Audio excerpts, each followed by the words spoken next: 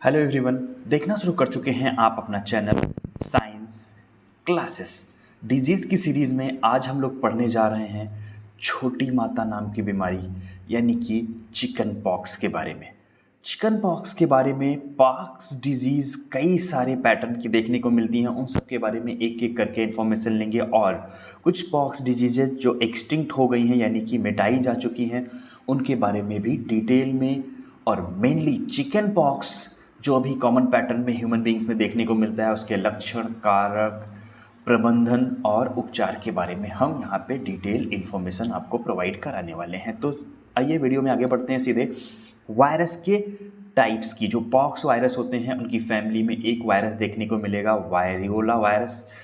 Types of virus की बात करें तो avi pox virus, lepori pox virus, orthopox virus या पैरापॉक्स वायरस, ये इनके कुछ टाइप्स देखने को मिलते हैं।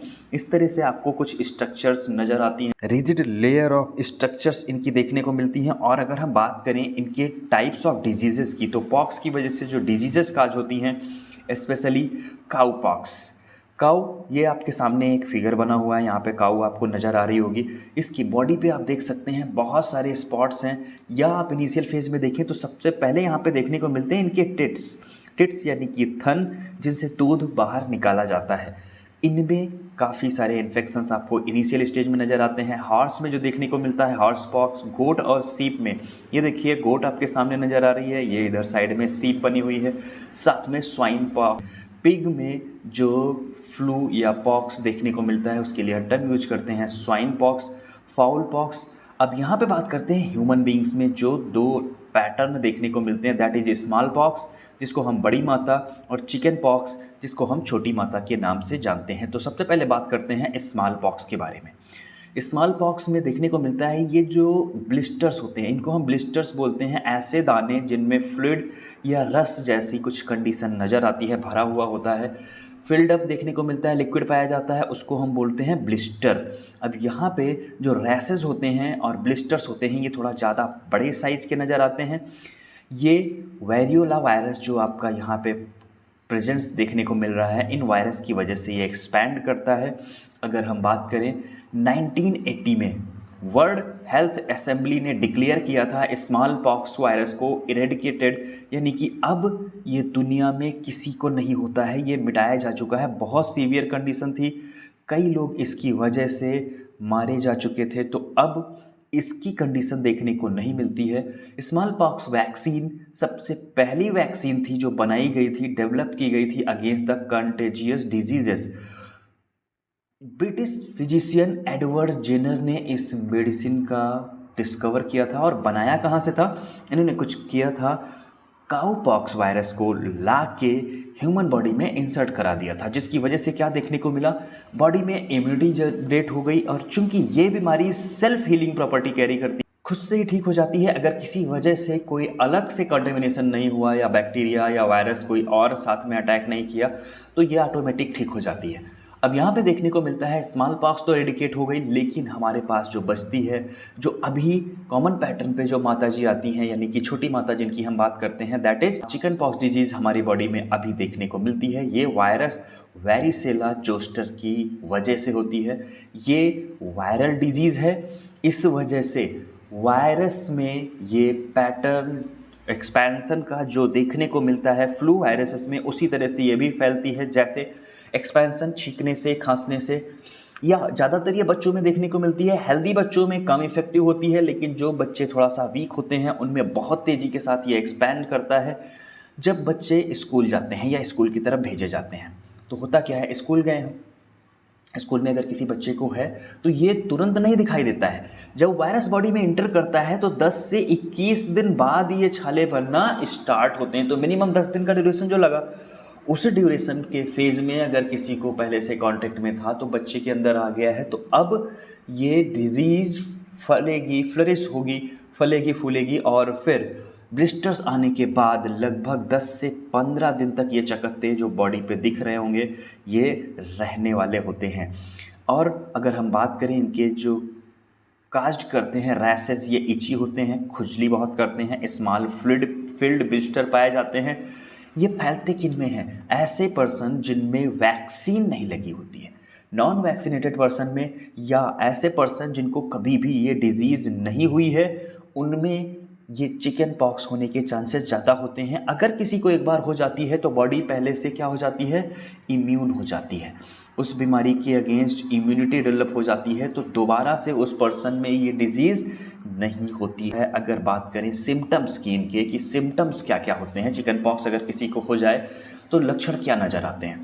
सबसे पहली चीज़ यहाँ पे हम देख पाते हैं कि हमारी बॉडी पे रैशेस पाए जाने लगते हैं, स्पेशली फेस पे, नोज़ और कफिंग, रनी नोज़ देखने को मिलता है, नाक बहने लगती है, कफ ज़्यादा आता है, रैशेस बहुत ज़्यादा खुजली काज कर सकते हैं, पूरी बॉडी में एक्सपेंशन हो सकता है, रैशेस चेस्ट रीजन में, फिर बैक में और फिर इवन पेट के रीजन में, आर्म्स और लेग्स में तो फैलते ही फैलते हैं। जब ज़्यादा क्रिटिकल केसेस देखने को मिलते हैं तो यहाँ पे देखने को मिलता है अंदर, मुंह के अंदर भी ये छाले एक्सपैंड कर जाते हैं, फीवर काज होता है। ये कुछ कॉमन सिम्टम्स देखने को मिलते हैं, यानी कि लक्षण। अब ये जो दाने पड़ते हैं या रैसेस, ये 3 स्टेज में नज़र आते हैं। पहला स्टेज जो आपका देखने को मिलता है रेड बम्प्स, ये फर्स्ट स्टेज होता है। पहले स्टेज में पहले लाल कलर के बम्प्स नज़र आते हैं, छोटे छोटे दाने लाइक। धीरे धीरे क्या देखने को मिलता है, इनके अंदर फ्लूइड फिल्ड हो जाते हैं और ये ब्लिस्टर्स बन जाते हैं। फिर कुछ समय बाद ये फट जाते हैं और फटने के बाद एक लेयर बन जाती है हार्ड, जिसको हम क्रस्ट बोलते हैं, और ये दाने सूखने लगते हैं। कुछ समय के केसेस में देखने को मिलता है कि स्पॉट काफ़ी लंबे समय तक रह जाते हैं, कभी कभी ये जल्दी ख़त्म हो जाते हैं। अब यहाँ पे अगर हम बात करें कि ये हमारे लिए ज़्यादा क्रिटिकल केसेस कब हो जाते हैं, जैसे नॉर्मल कंडीशन में अगर हुई डिजीज़ तो हम करेक्शन कर सकते हैं, ठीक हो जाते हैं, लेकिन ज़्यादा क्रिटिकल कब देखने को मिलता है, ज़्यादा क्रिटिकल कंडीशन देखने को मिलता है अगर यहीं पे जर्म्स इंटर कर जाते हैं बॉडी में। जो स्किन पहले से टूटी थी, अब डायरेक्ट हमारी एपिडर्मिस सेल तो रोगों को रोकने के लिए पाई जाती है, लेकिन अब एपिडर्मिस अगर डैमेज हो गई तो क्या होगा, बैक्टीरिया अंदर चला जाएगा, और जब बैक्टीरियल इन्फेक्शन हो जाएगा तो बेहतर है डॉक्टर से सलाह लेना, क्योंकि उस केस में फिर मेडिसिन चलती है। अगर यहाँ पे बात करें ये डिजीज़ आपको हो रखी है चिकन पॉक्स, तो अगर पेन रिमूवल के लिए आप यूज करते हैं एस्प्रिन नाम की टेबलेट्स, तो आपको यहाँ पे ब्रेन में स्वेलिंग देखने को मिल सकती है। ऐसी कंडीशन बोली जाती है एंसेफ्लाइटिस, लंग्स इन्फेक्शन हो सकता है, निमोनिया हो सकता है, इसके अलावा हिमरेज भी आपको इनकी वजह से देखने को मिल सकता है। ये चिकन पॉक्स की वजह से डिजीजेस काज होती हैं। अगर हम बात करें इनको बचा सकने की कि कैसे हम चिकन पॉक्स से खुद को बचा सकते हैं, तो डिसइंफेक्टेंट करते रहना है, वैक्सीनेशन करना ज़रूरी है। अगर डिस्पोजेबल नॉन लैटेक्स ग्लव्स हैं तो उनको ज़रूर पहन के रखें ताकि सरफेस में डायरेक्ट कांटेक्ट ना आए। अगर किसी पर्सन को हो चुका है तो उसके साथ उसके बर्तन और फूड को शेयर ना करें, और इन्फेक्टेड पर्सन से अवॉइड रखने की कोशिश करें। अगर किसी पर्सन को घर के मेंबर में है तो उसको क्वारंटीन में भेज दें, कुछ दिन के लिए उसको सेपरेट कर दें घर वालों से, ताकि उनको ना फैले, और किसी को किस करने की ज़रूरत नहीं है अगर किसी पर्सन को इस वायरस का सिम्टम्स हो चुका है। अगर बात करें प्रेग्नेंट वुमेन में, ऐसी महिलाएं जो प्रेग्नेंट हैं उनमें अगर चिकन पॉक्स हो जाता है तो वेट लॉस देखने को मिलता है जो होने वाला बच्चा है। इस कंडीशन को बोलते हैं रेज सिंड्रोम। और अगर जो महिला है वो ऑलरेडी बच्चे को जन्म दे चुकी है लेकिन बच्चा अभी लैक्टेशन फेज में है, यानी कि दूध पीने की उम्र में है, तो उस समय भी बहुत सारी सावधानियां बरतनी पड़ती हैं। जैसे अगर इचेज हो रहे हैं तो नाखून से ना खुजलाया जाए, और अगर खुजलाया भी जा रहा है तो नेल अच्छे से क्लियर कर लिए जाए ताकि उन पोर्स में जो फ्लूइड होता है वो ना भर जाए, ताकि कभी बच्चे को अगर टच करें तो उसके पास वायरस ना मूव करे। मास्क पहन के रखें दूध ब्रेस्ट फीडिंग कराते समय, यानी कि दूध पिलाते समय। हाथों को कवर करके रखें ग्लव्स से ताकि इस डिजीज़ से बचा जा सके। अब बात करें इनके डायग्नोसिस की कि पहचाने कैसे, तो सबसे पहले रैश को देखना होता है, एग्जामिन करना होता है। 1 से 2 दिन के बाद यहाँ पे ब्लिस्टर्स में दाने आने लगते हैं, फ्लूइड आने लगता है, लिक्विड भर जाता है। ब्लड टेस्ट के थ्रू इसको आइडेंटिफाई कर सकते हैं, या वायरस के कल्चर करके हम इनको आइडेंटिफाई कर सकते हैं। कुछ उपाय देखने को मिलते हैं, जैसे अगर आपको ये डिजीज़ हो चुकी है तो कुछ स्क्रैचेज नहीं करने हैं, अपनी बॉडी को खुजाना नहीं है पहली चीज़। अगर खुजाहट से राहत चाहिए तो कुछ सूदिंग लोशन अप्लाई जा सकते हैं। मेडिसिन, अगर फीवर है तो मेडिसिन आप ले सकते हैं। अब बात करते हैं देसी जुगाड़ की। कुछ देसी जुगाड़ यहाँ पे देखने को मिलते हैं। गांव में देखा होगा, अगर किसी को इस तरह की समस्या हो जाती है, छोटी मात्रा आ जाती है, तो बोला जाता है घर में चीज़ों को फ्राई करना बंद कर दें। फ्राई करने से क्या होता है, ऑयली सब्सटेंस जब जाते हैं बॉडी पे, स्टिक करते हैं इन रैसेस पे तो बहुत ज़्यादा बर्निंग सेंसेशन और खुजली देखने को मिलती है। इसके अलावा नीम का बहुत बड़ा यूज किया जाता है चारों तरफ से, ताकि बैक्टीरिया और वायरसेस का अटैक ना हो। इसके अलावा नीम को पीसकर अगर उसका लेपन किया जाता है तो जो रैसेस हैं उनमें जो इचिंग है उससे थोड़ा आराम मिलता है। Carrot and coriander, herbal tea, sandalwood oil मतलब चंदन की लकड़ी का तेल, brown vinegar, honey and oatmeal, ये सारे देसी उपाय होते हैं, यूज करके कुछ राहत लेने की कोशिश की जाती है। इसके अलावा हम बात करें, होम्योपैथिक मेडिसिन आती हैं, जो मेडिसिन खाने से इस डिजीज़ को रिकवर होने में क्विक पैटर्न देखने को मिलता है, जल्दी रिकवरी देखने को मिलती है। अब बात करते हैं वैक्सीनेशन के बारे में, कि वैक्सीन ड्राइव चलाई गई इंडिया में ताकि ये पूरी तरह से चिकन पॉक्स को ख़त्म कर दिया जाए और जनरेशन में ये ना देखने को मिले। जैसे ये है एक वैक्सीन एमएमआर वैक्सीन जो होती है, इसको बोलते हैं मीजल्स, मम्स, रुबेला वैक्सीन। ये तीन डिजीज़ को कवर करती है, मीजल, मम्स एंड रुबेला। यहाँ पे पहला डोज बच्चे में लगाया जाता है 12 से 15 महीने का जब बच्चा होता है, यानी कि लगभग 1 साल कंप्लीट होते ही। उसके बाद 4 से 6 ईयर के बीच में सेकेंड डोज इसका अप्लाई किया जाता है और फिर इन डिजीज़ के against life time immunity generate हो जाती है और बच्चा इस बीमारी की चपेट में अगर गलती से कभी आता भी है तो उसके वायरस उसको इफेक्ट नहीं डाल पाते हैं, छोटे बहुत दाने पड़ेंगे और उसके बाद ऑटोमेटिकली वो रिकवर हो जाता है। अगर किसी बच्चे ने मिस कर रखा है कौन सी vaccine, MMRV, that means measles mumps rubella vaccine, अगर मिसिंग है तो लगभग 7 से 12 उम्र की ड्यूरेशन में आपको वेरिसेला नाम के वैक्सीन लगाए जाते हैं।